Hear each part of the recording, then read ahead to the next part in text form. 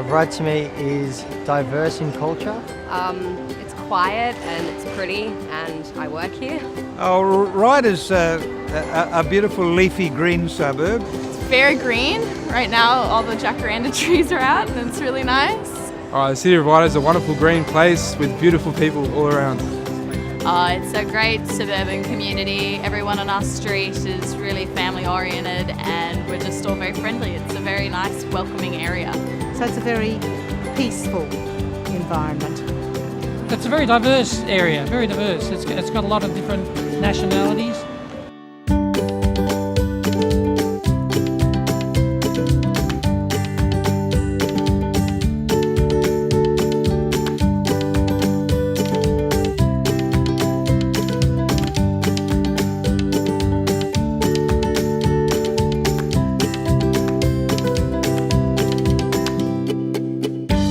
Well, we probably need to go back to the original inhabitants who were here, who were the Aboriginal inhabitants, called the Walumetigal. And they called the area Walumeta. In terms of land grants, the first land grants here were in 1792. And this is actually a very interesting case of, I think, social inclusion, because the first 2 land grants were given to 2 ex-Marines, and the next 4 land grants were given to ex-convicts. So if ever that's an example of 2 different social strata being given access to land, I don't know what is.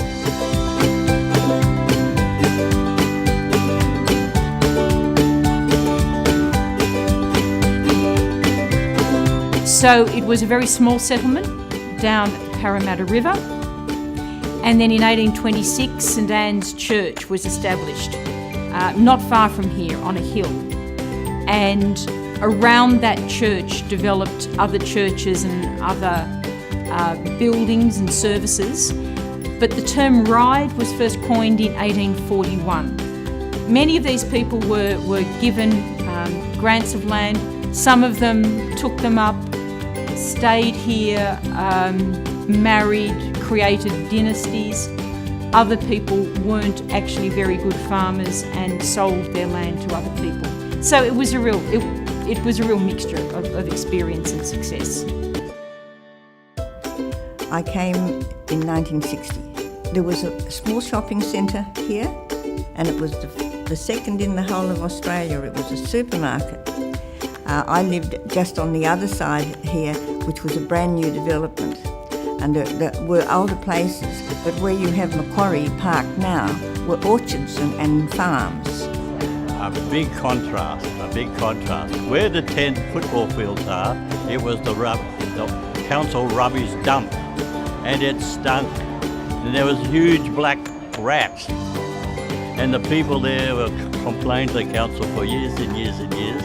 And after a while, they mowed, they pushed the rubbish down, they put topsoil on top, and now you got all beautiful green football fields. Since then, big change. Double-story houses come along, which wasn't at that time, and it looks part of the city. A lot of changes happened since, and of course they call improvement, or they call what they call progress.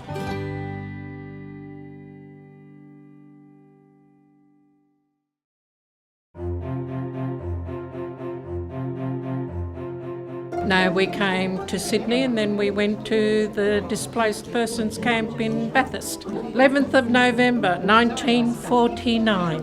Well, these days they're called refugees, but after the war most of us were in the camps in Germany, which had the British sector, and then with the Australians wanting workforce, we were allowed to come out to Australia.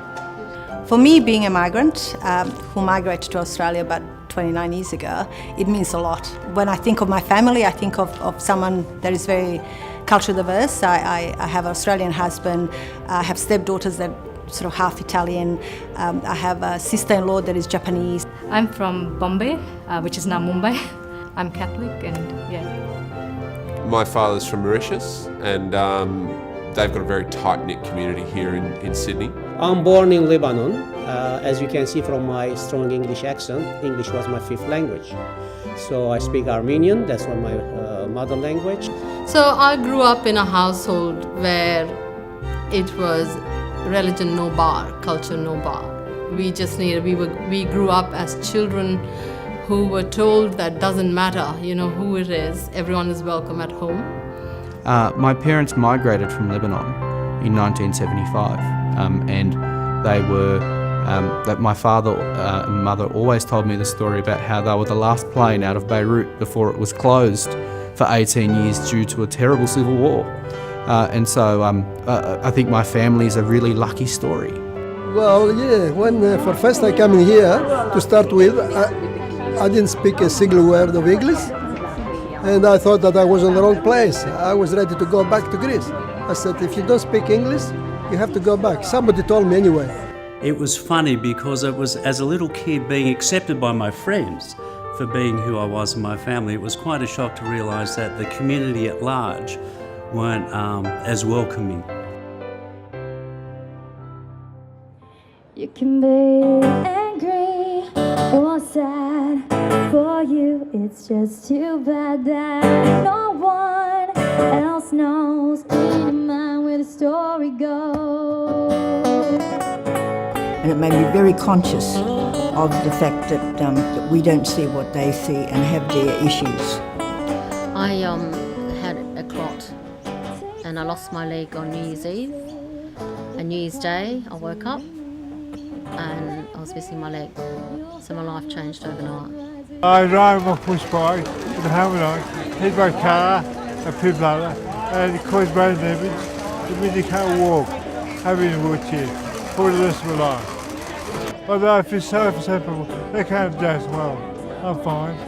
But for some others, they can't do it. You get lonely.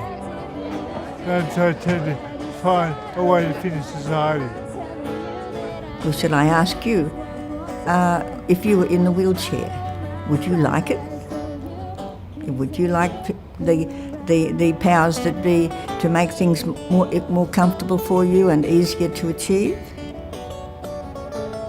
I think the answer of that would you would like it very much. Am I not right? You're right. How it's supposed to be.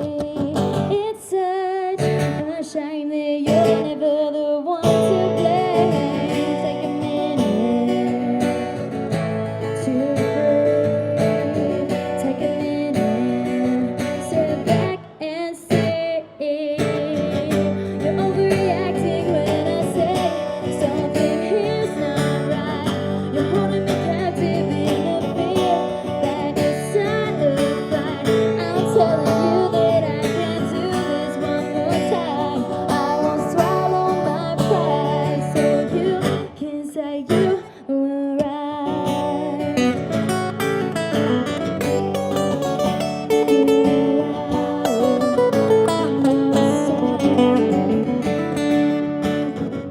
You're overreacting when I say something here's not right. You're holding me captive in the fear that you'll start a fight. I'm telling you that I can't do this one more time. I won't swallow my pride so you can say you were right. You know, it's always really sad to see people who are racist, discriminatory, prejudiced. Behind that, what I normally find is fear. Fear of the unknown, fear of taking a risk. When you look around the world at places that aren't in harmony, when you look at these terrible places where people are fighting and children are dying or people are starving. Communities start to fracture and then you get disharmony, negativity, you don't get the kinds of community volunteering, the neighbourliness, the quality of services, all of that starts to fall away if you start to lose respect for yourself, for your neighbours, from the community. Inclusion is very important. Bringing everybody to the table to make sure that everybody feels at home. When I think of social inclusion, I think of the kinds of concepts of empowerment and how we can get more people making the decisions that are going to affect their daily lives. So to me, social inclusion is actually, it's a verb. It's like a verbal phrase. It's a process of doing.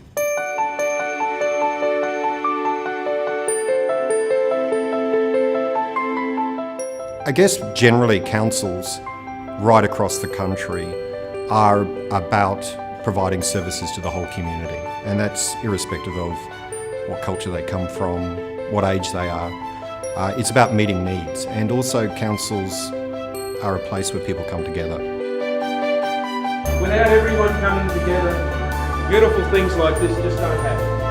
So it gives me great pleasure to officially launch this aspect of social and inclusion awareness. When you look at everything on the planet and try and look at why are we here, the absolute bottom line is to live in love and uplift each other. We just got a short program of fun songs. We always invite people to join in and sing along with us, or get up and dance or clap or whatever you want to do. Would you like to swing on a star, carry moonbeams home in a jar, and be better off than you are? Or would you rather be a mule? So actually this is very big, it's a huge comment.